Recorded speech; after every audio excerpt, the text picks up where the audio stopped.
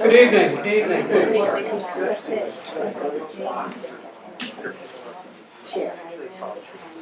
And last time I didn't use a mic, so I'm going to ask this time. You can hear me in the back there, Lynn? All right, okay. All right, well, welcome. My name is Steve Meno. I'm the president of the Mystic River Historical Society.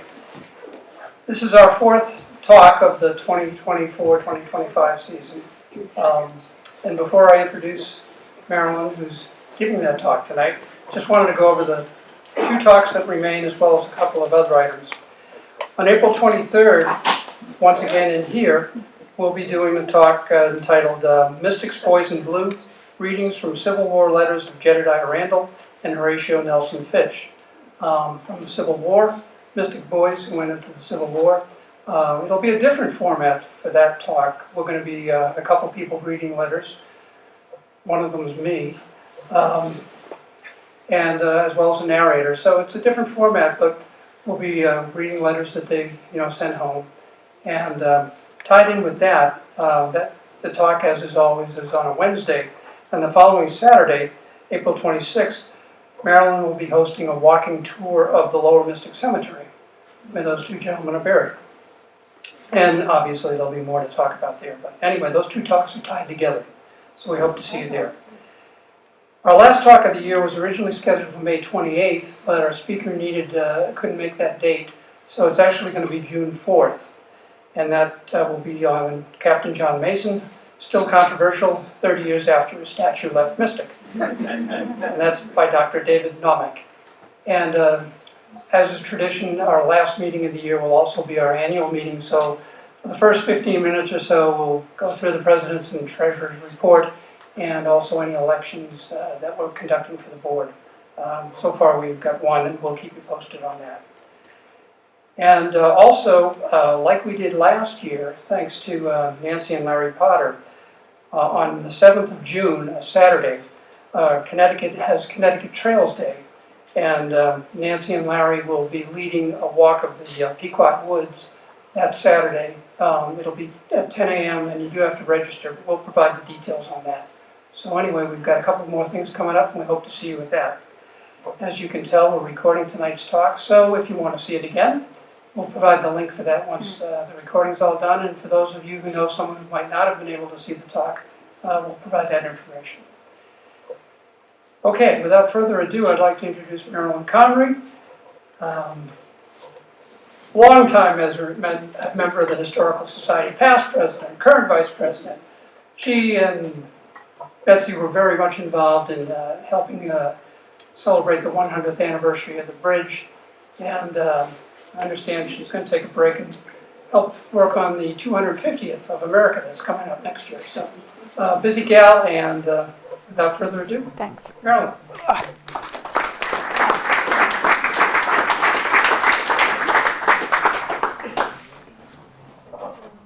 I want to make sure everybody can hear me because I guess they had problems last month. I also want to say for the talk that we're doing next month, it's a way for us to showcase some of the wonderful things that we have in our archive. And the Civil War letters and the excerpts from them are from our archive. So I hope you'll come. I think you'll really enjoy it. Okay, so for tonight, we have the other side of the Civil War, Caroline Townsend Clift and the Siege of Vicksburg. I'll admit Caroline Townsend Clift has intrigued me since I first came across her name when I was transcribing the Helen Clark Diary back in 1995. Caroline is doubly interesting because she is among only 2 or 3 women in Mystic whose name is on a historic house plaque. All the other plaques are sea captains, sailmakers, carpenters, men. The Historical Society's archives contain very little about Caroline. I could find only 2 things. There's a sentence about her in a walking tour the Mystic Junior Women's Club and the Chamber of Commerce put together for America's bicentennial in 1976. It reads, "The Clift family played a very prominent role in Mystic's history. Caroline Townsend Clift, daughter of Horace and granddaughter of Amos, commissioned this Victorian home in 1842. Nothing in those sentences is correct. Well, the Clift family was prominent. But Caroline Townsend, who was 19 years younger than Horace Clift, was his wife, not his daughter, and she was Amos's daughter-in-law, not granddaughter.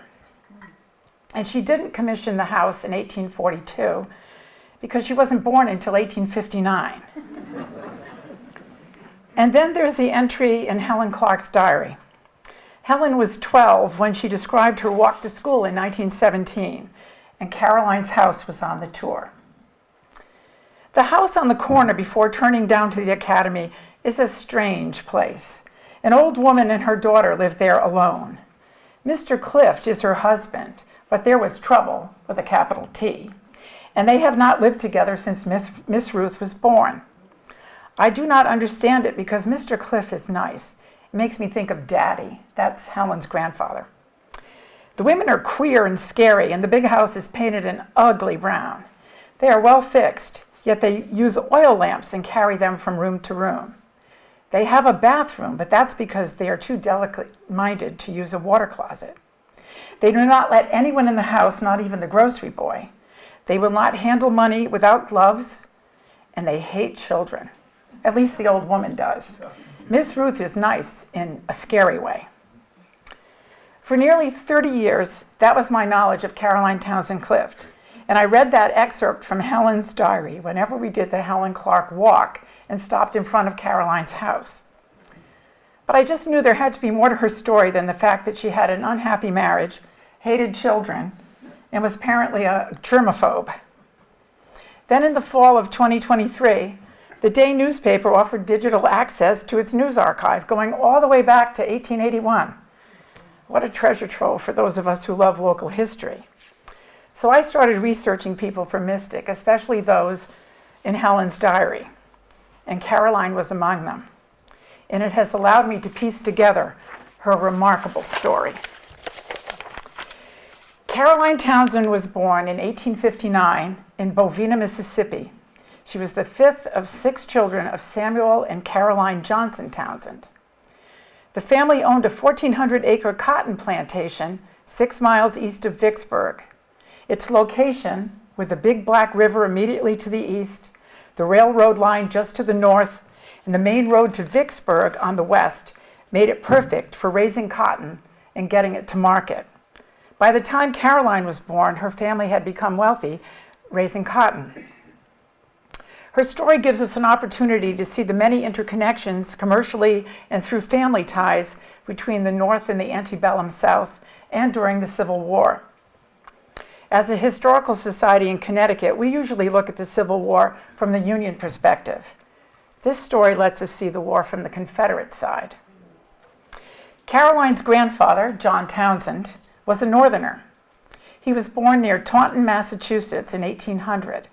He went south in 1820 because he believed there was money to be made raising cotton, and he bought the 1,400 acres in Bovina. Ultimately, its perfect location for growing cotton also put it directly in the path Grant's army would take to capture Vicksburg in 1863. By the time Caroline was born, her grandfather had divided the plantation. He still owned the bulk of it, about 980 acres, which he called Egypt. He had given the remaining 420 acres to Caroline's father, Samuel, John's oldest son, when he married Caroline's mother in 1846.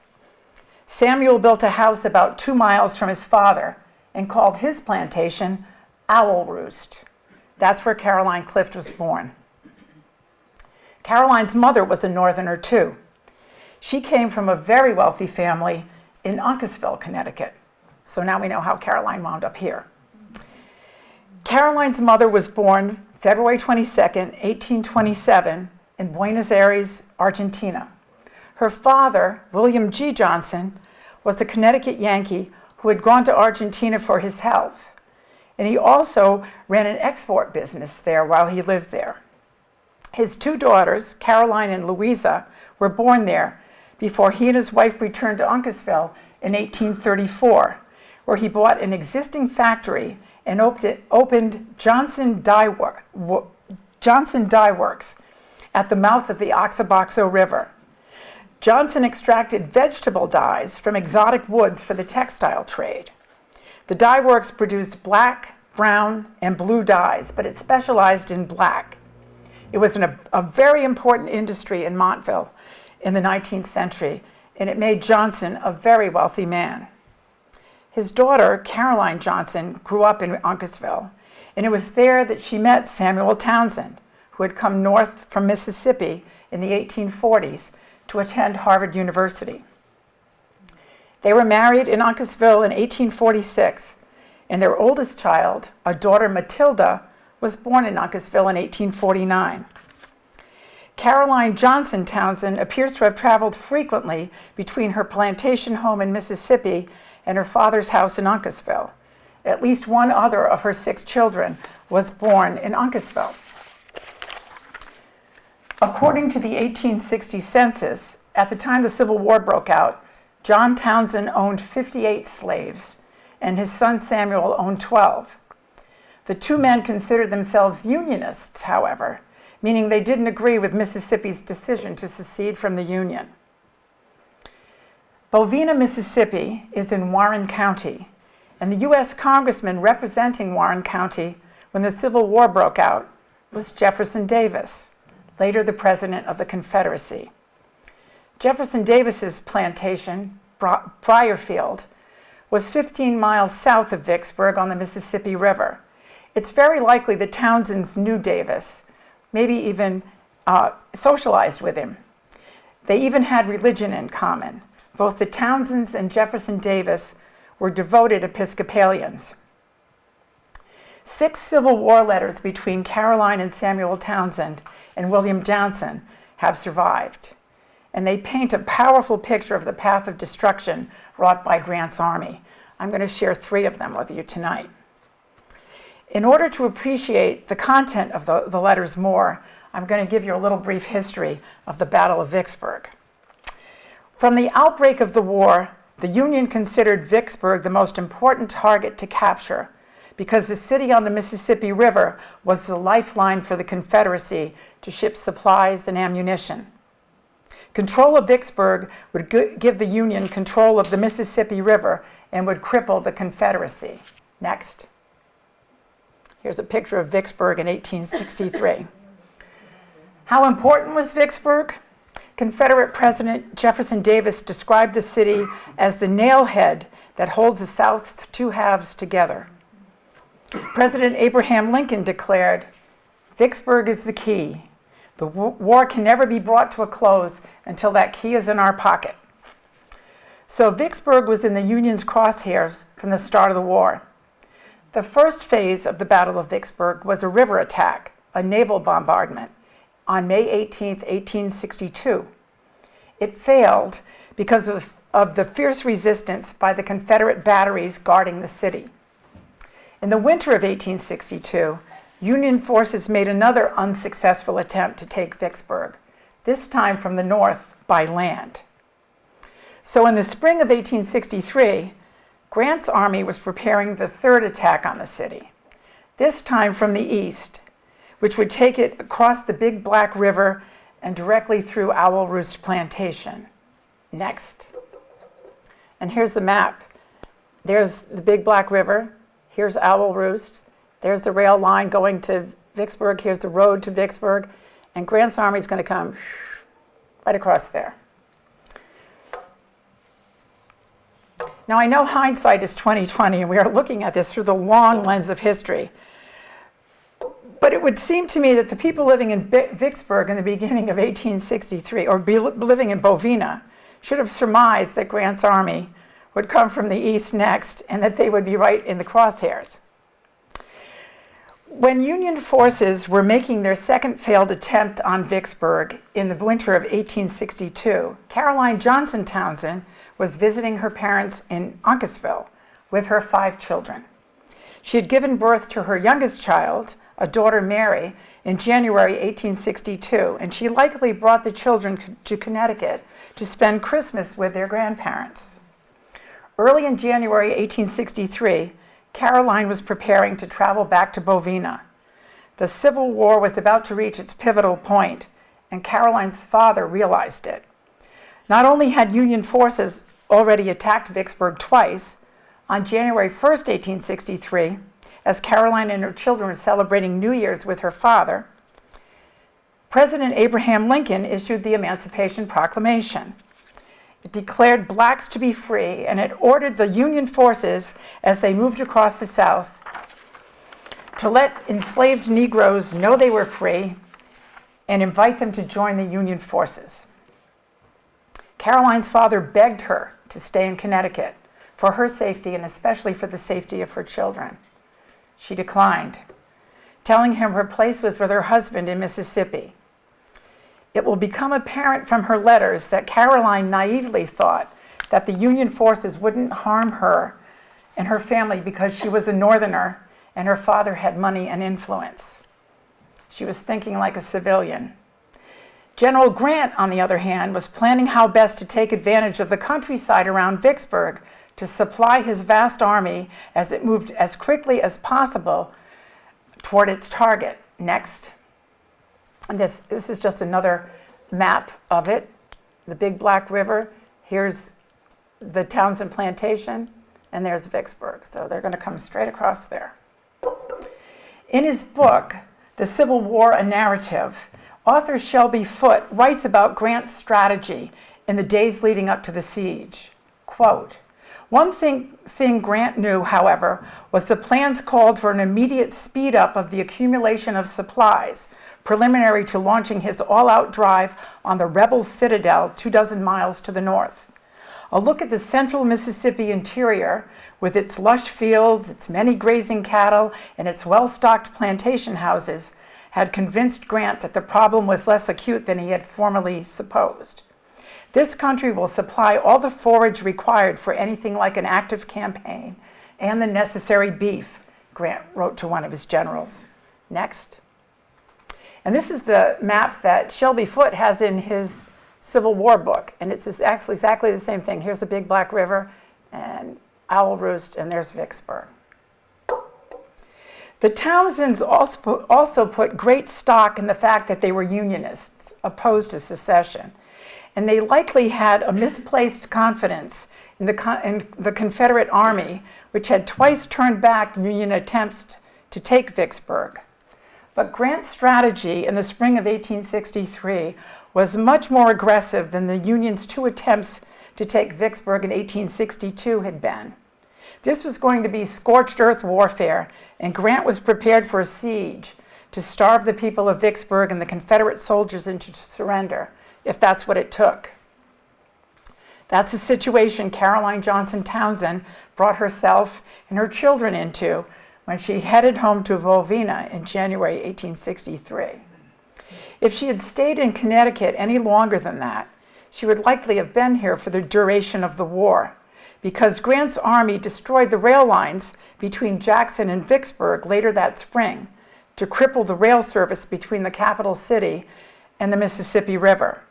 The rail lines weren't restored until the war was over in 1865. A letter to her father lets him know she arrived home safely. Next. This is a picture of her father, and this is Caroline Clift's grandfather. And in the letter, she tries very hard to convince her father that she made the right decision in going back to Mississippi. Bovina, April 11th, 1863. My dear father, I know you will be glad to hear that we are all well and surrounded by everything necessary to our health and happiness. We arrived at Owl Roost the afternoon of January 21st. Children and baggage, all right. Came right through. Did not wait for Mr. Townsend, who's her husband. Found him well, had a long but safe journey, came via Petersburg, Raleigh, Columbia, Atlanta, Montgomery, Mobile, and Jackson. Expenses $125. Since our arrival, we have lived very quietly and pleasantly, nothing to disturb or annoy us, have not suffered for anything to eat yet, and through your kindness have plenty to wear. I shall never regret having come, and Mr. Townsend and myself will always feel very grateful to you for furnishing us with the means. I would like very much to see you today, my dear father, to hear you read Mr. Bennett's editorial. James Gordon Bennett Sr. was the editor of the New York Herald. He was pro-slavery and had supported secession. Also, I'd like to hear your opinion of the war. I hope time has dealt gently with you and dear mother, and that ere many months have rolled away, I may have the pleasure of welcoming you to Owl Roost. Sending you my best wishes and a kiss, I remain your affectionate daughter, Caroline A. Townsend. Things would change drastically for Caroline and her family a month later when Grant's army arrived on her doorstep. Next. And here's the Battle of the Big Black River.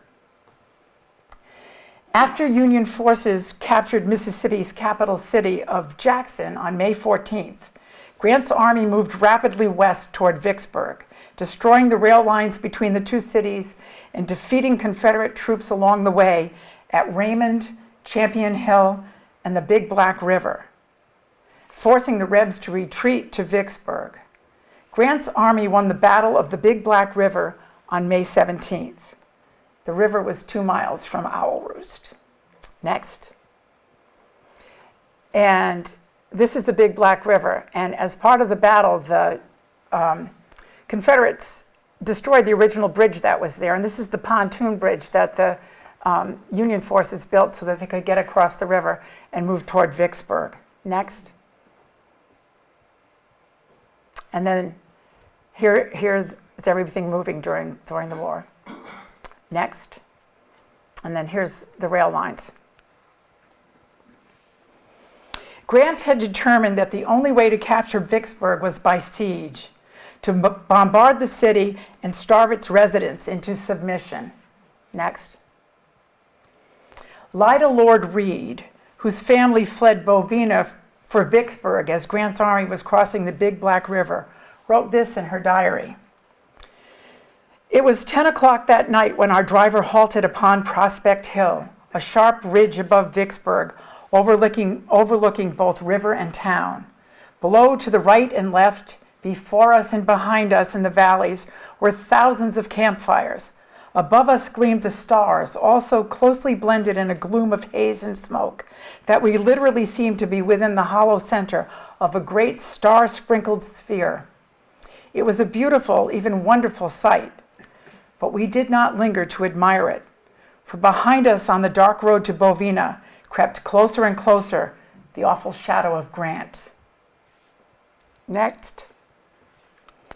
Vicksburg residents hid in caves during the siege to escape the constant bombardment, which lasted for about 6 weeks. The city finally surrendered on July 4th. Next. After the surrender, General Sherman took his troops back to Jackson, Mississippi's capital, and burned it to the ground. It got the nickname Chimneyville because all that was left after the fire were the building's brick chimneys. Caroline Johnson Townsend wrote to her father, telling him all that had befallen the family in the 6 weeks since she had previously written. The letter is dated 4 days before Vicksburg surrendered. Bovina, June 30th, 1863. My dear father, a Union officer who has been sick here for several weeks will return home tomorrow. He has kindly promised to take a letter for me to mail for you. Knowing how anxious you are to hear from us, I will state as briefly as possible all that has befallen us in the last 6 weeks. On Saturday, the 16th of May, we were all in fine health with everything to make us comfortable.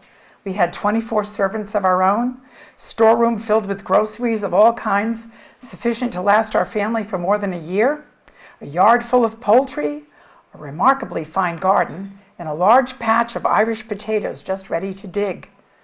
More milk and butter than we could possibly use, and the swamp full of cattle, horses, sheep, and hogs, fine fields of corn, and everything in a very flourishing condition. Sunday morning, May 17th, the shells fell on either side of the house, but did no damage to anything. Monday, the Federals crossed the river. About noon, a troop of cavalry rode onto our place. They took all our men and nearly all the horses, including all our Arabs.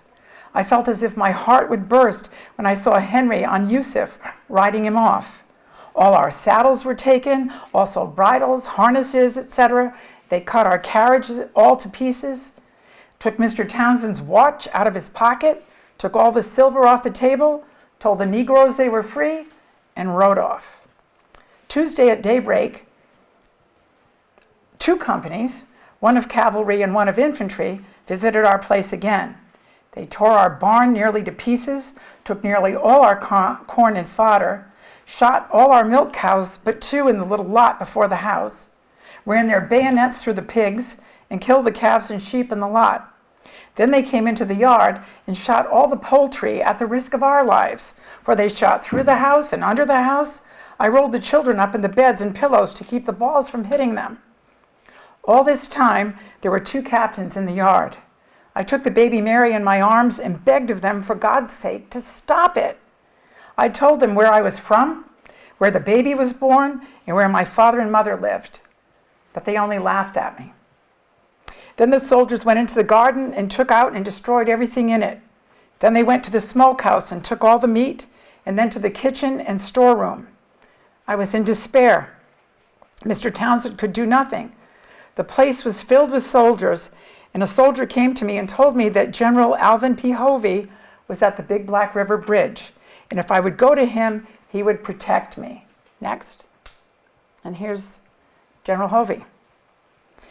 The soldier told me he would go with me, so commending Mr. T and the little ones to God, I started just as the sun was rising to seek protection of the general. He received me very politely, listened to me very kindly, and then gave me a protection paper for myself and the place, and also sent a guard with me to clear the place of the soldiers. The guard soon drove the soldiers off, but I was too late to save much. The storeroom was completely stripped, also the kitchen. They broke my trunks all open with their bayonets, took every particle of clothing we had, all our silver, even the goblet the students of Cambridge had given to Mr. T, took Robert's watch and my watch, tore all our nice books to tatters, and scattered them all over the house.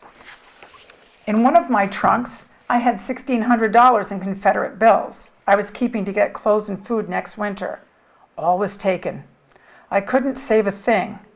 A good many of our things were given to the old gentleman's Negroes. The old gentleman is John Townsend, her father-in-law. When the guard came, I stated the case, and an officer very kindly went with Mr. Townsend and recovered nearly all the children's clothing. But I recovered nothing. Neither did Mr. Townsend. Wednesday night, the soldiers went to the old gentleman's place and armed a good many of the Negroes. About 2 o'clock Thursday morning, the old gentleman heard someone on the gallery.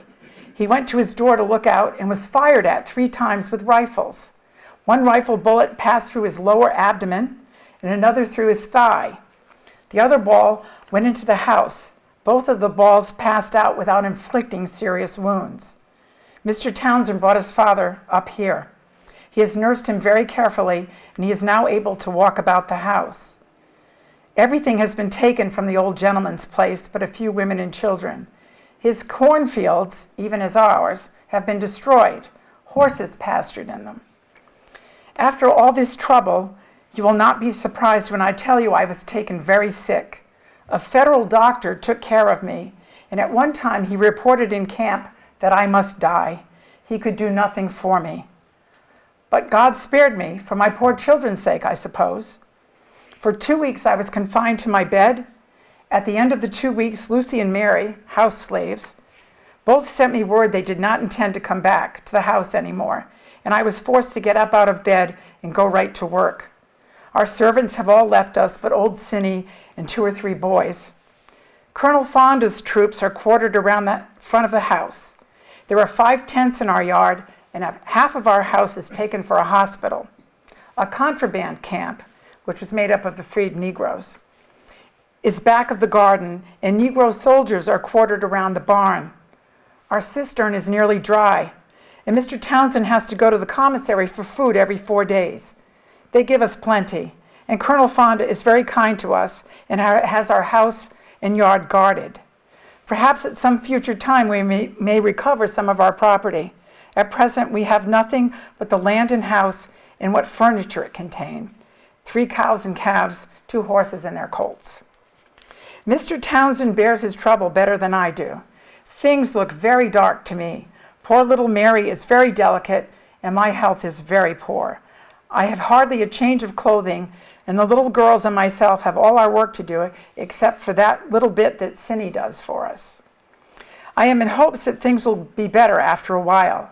I ought not to complain, for we have fared no worse than our neighbors. Mr. Alexander Newman has gone crazy, and nearly everybody is sick. Poor Dr. Barr is very low. He cannot recover. I hope, dear Father, that you will excuse me for sending you this miserably written letter. You will have to get one of the boys to decipher it for you. It is only a few days since I left my sick bed, and this, as poor as it is, has cost me a good deal of pain. My hand is still very weak. I saved all little Mary's clothes but one little apron. I would not let them take her shoes. I put them all in my pocket because one day Mother had said to me that she could not bear to think of Mary going barefoot. I lost everything. So did Mr. Townsend. We miss our shoes very much, also our underclothing. My black silk dress, new calicos, mantilla, bonnet, everything given to the Negroes. All my fine blankets used for saddle blankets.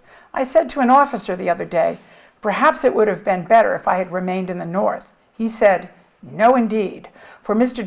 T could not have got protection for the place, and they would have taken every particle of furniture from the house and perhaps destroyed the house.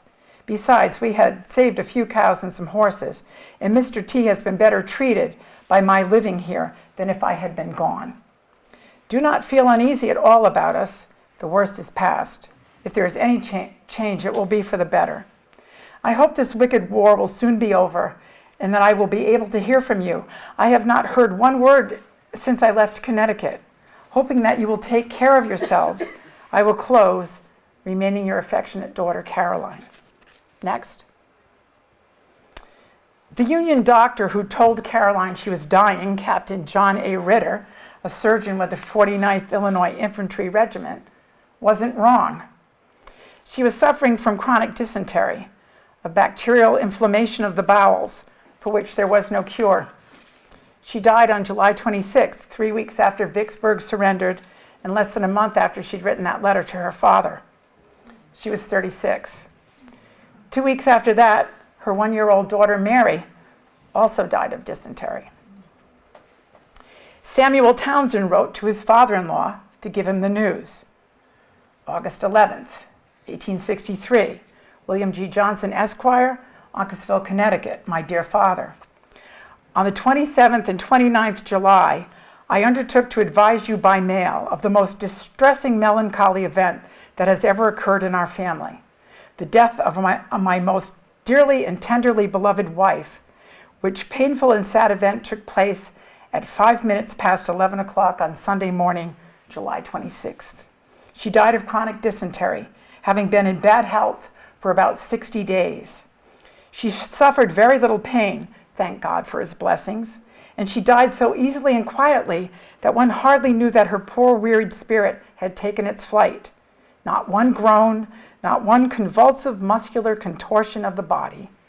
Truly, indeed, she was as lovely in death as she had been in life. And now it becomes my melancholy duty to tell you that our dear sweet little Mary has followed her precious mother to the abode of God's chosen people. Dear little Mary left us at 7 o'clock last Sunday evening, August 9th, just 2 weeks after her dear mother's death, and was buried in our churchyard yesterday afternoon. Next. There's the burial. She was buried by the side of her dear, sadly lamented mother, just 2 weeks after her baptism, and after we sadly and most reluctantly laid her dear mother in her grave. We have a great deal of sickness, as well as much other domestic and social trouble. Poor little Mary died of dysentery, was sick about a week. We had to take our black walnut breakfast table to make the dear little creature's coffin. Private Philip Coneen of the 26th Iowa Regiment of Infantry, Colonel Andrew Smith commanding, very kindly volunteered to make the coffin, and the colonel kindly offered us the use of an ambulance to take the dear little body to the grave, and tendered other kind and considerate offices. Also did some of the soldiers. The colonel is now camped in our yard. Pa is about well of his wounds. The children are all unwell. Matilda, the worst case. Johnny and little Carrie have very bad colds and coughs with some fever. We have about 100 bales of cotton. What shall I do with it? Kindest regards to inquiring friends, very affectionately, your son, Samuel Townsend. As summer ended in 1863, Samuel Townsend was at the lowest point in his life. His wife and baby daughter were dead. His 4 surviving children were sick, and his plantation and the whole county around him was in ruins. So he did the only thing he could do for the 4 children, now solely in his care. He sent them north to his wife's family in Connecticut.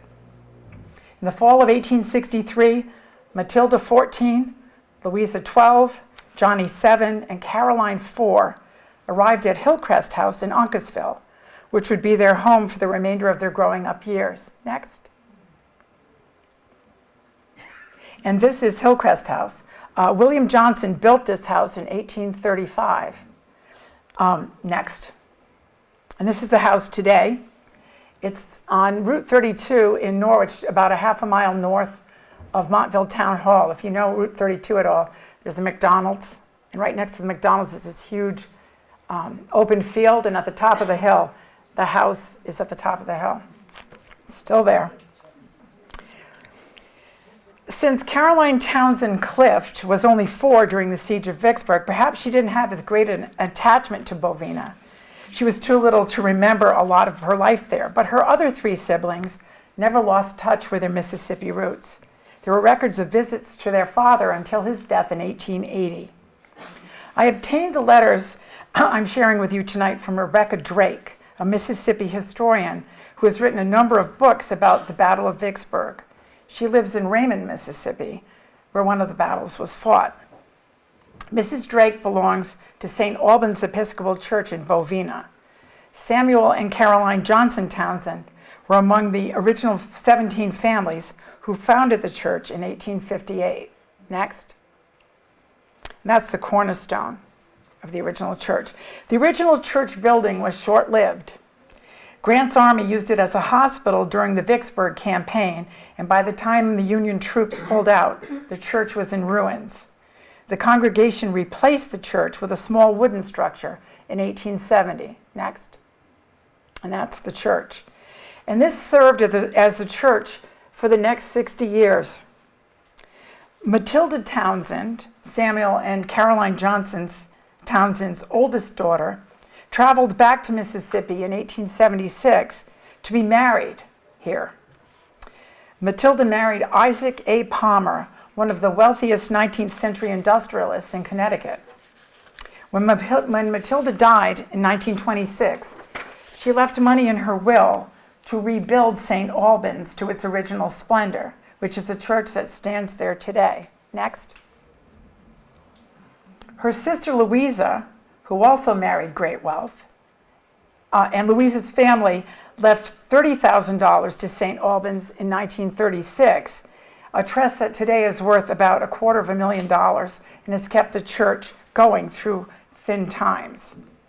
Young Johnny Townsend, Caroline Clift's brother, went back to Bovina in the early 1890s to rebuild the family plantation house, which had burned in 1870. Next. And this is the rebuilt plantation house. The little boy at the front of the photo is Johnny's son.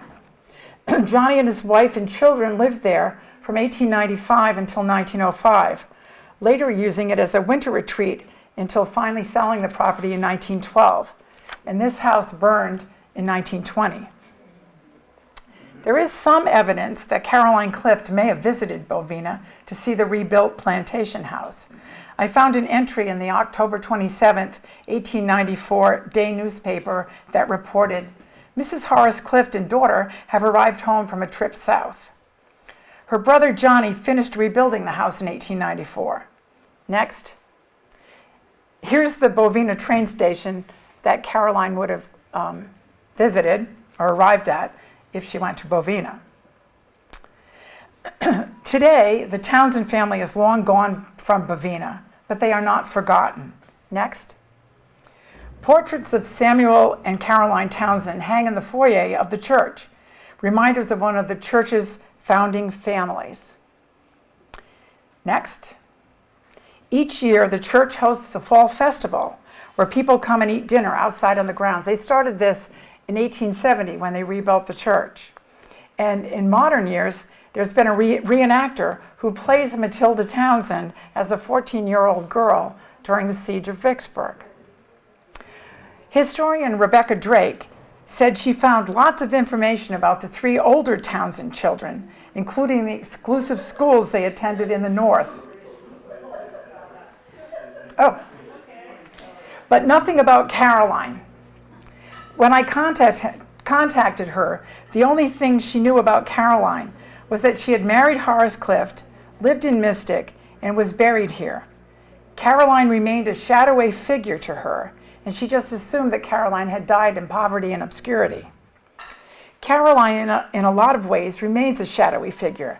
I now know that she lived through the siege of Vicksburg, but I still have no idea how she met Horace Clift or why their marriage was so troubled.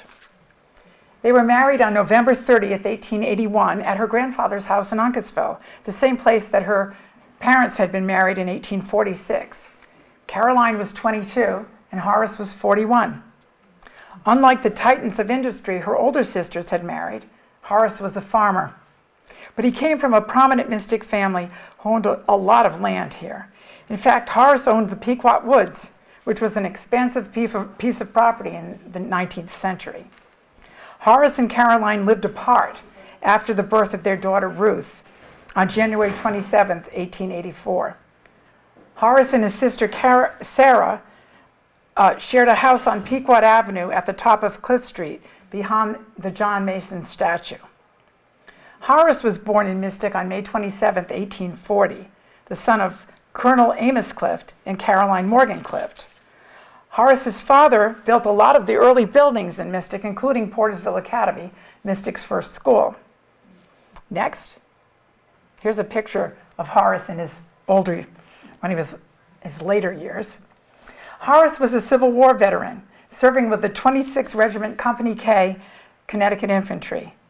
It's interesting that Caroline, whose sister Matilda was a member of the Daughters of the Confederacy and whose family plantation was destroyed by Grant's army, wound up married to a Union soldier.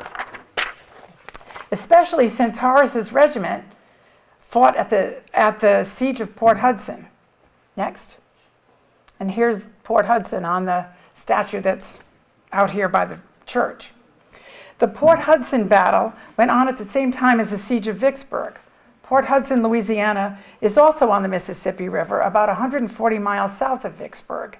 Union troops were supposed to take Port Hudson ahead of the attack on Vicksburg to cut the Confederate boats from coming upriver.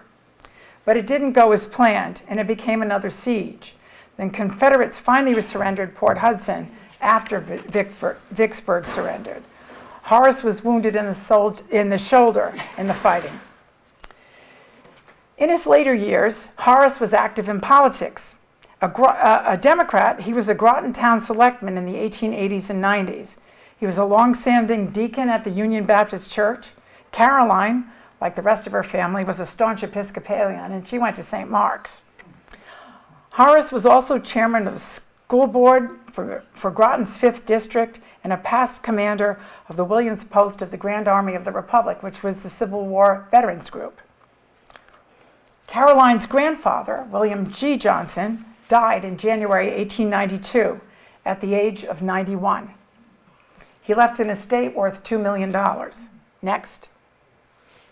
I think that's likely where Caroline got the money to buy the land and build the house at 192 High Street, whose historic plaque bears her name.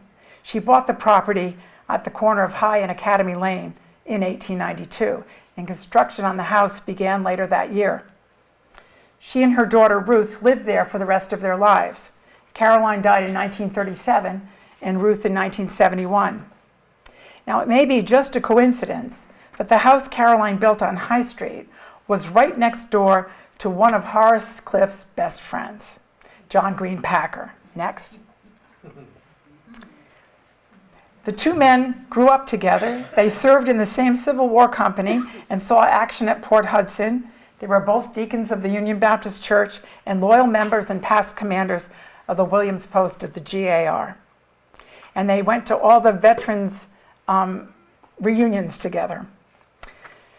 Caroline and John Green Packer were next-door neighbors for 30 years, until his death in 1922. The porch on the south side of Caroline's house faces his house. Next. There it is. So she could sit out there and watch everything that goes on at John Green Packer's house, including Horace's visits, if it had interested her.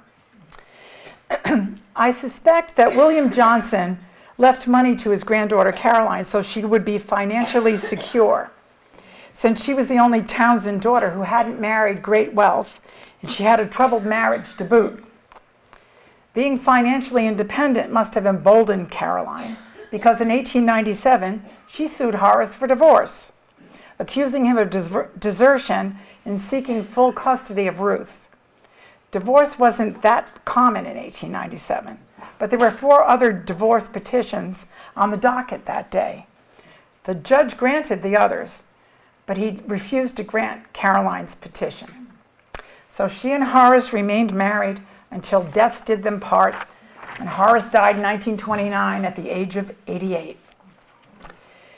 If I had to guess what the problem was with their marriage, having done as much research on the Townsend family as I have, I'd say it was Caroline. Everything points to her being a very strange and difficult person. Not only did she not get along with Horace, it appears she was estranged from her own family. Neither her sister Louisa, who lived in New London and died in 1925, nor her brother Johnny, who lived in Waterford and died in 1931, mentioned Caroline as a surviving sibling in their obituaries.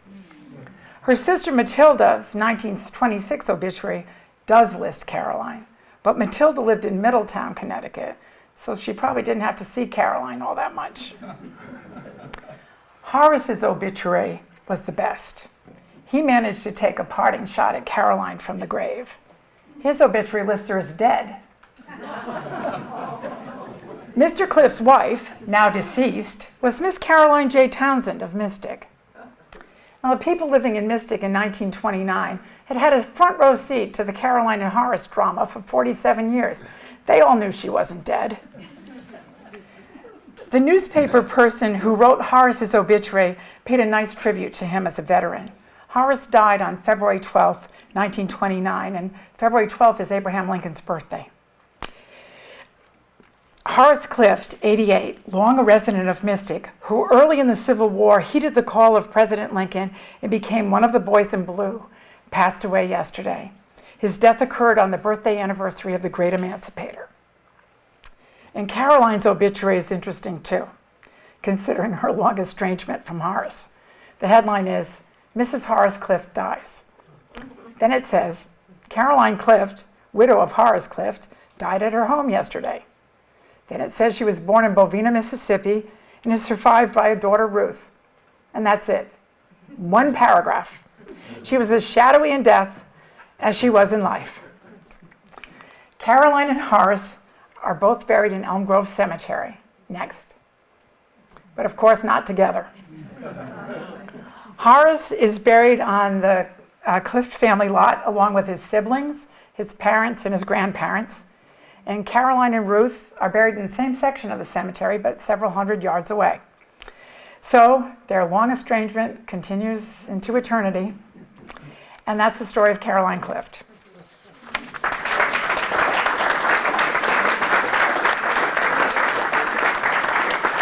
That's it. Anyone with any questions? Oh, that's right. I might have to. Questions? Come on. Oh, I forgot. Anybody have any questions? I don't know if I'll be able to answer. Oh, good. Oh, yes. Yep. I just wondered, did Ruth live in that house? Yes, before she Ruth- died? Alone? Yep. Ruth lived in the house until just a few months before she died. She actually died in a nursing home in New London. And I don't know if you remember Fleechy Negrelli. He just died recently. He bought the house from Ruth afterwards. And it was painted an ugly brown, just the way Helen described it in her diary, right up until Fleechy bought the house. He painted it the color that it is now, which is a nicer color. Yes? I may have missed it. Where did Horace live all this? Oh, Horace lived up at the top of Cliff Street. If you go all the way to the top of Cliff Street to Pequot Avenue, do you know where the John Mason statue used to be? There's a house directly behind it. I didn't take a picture of the house because Horace sold the house that he lived in, he and his sister lived in, a couple of months before he died, because he died in an old soldier's home down in Darien. And the guy who bought it totally changed the look of the house. It now looks like I can't think what style it is, but he changed the style of the house. It doesn't look anything like it did when Horace was there. Is that on the west side of Pequot Ave? Yeah, it's behind, if you come up Cliff Street to the top and go straight through the John Mason statue, there's a driveway behind it. And the house is right there. It's a salt box house. And then there's another house that's been built. There's a lot of houses that have been built in there since then. But that's where Horace and his sister lived. So that Horace and his sister actually lived closer to Caroline in life than they are in the cemetery. They're farther apart in the cemetery. So, yes? Marilyn, did your research uncover that connection to the woman who had the letters? Did you find out about her and make that connection through your research? Yes, it was honestly putting this together. It's like putting together a puzzle. You find a puzzle piece and you follow it. And I looked up Caroline on Find a Grave at Elm Grove, and it lists the siblings. So I clicked on Louisa, and her obituary, her Find a Grave came up, and her whole obituary was there. And Matilda was listed.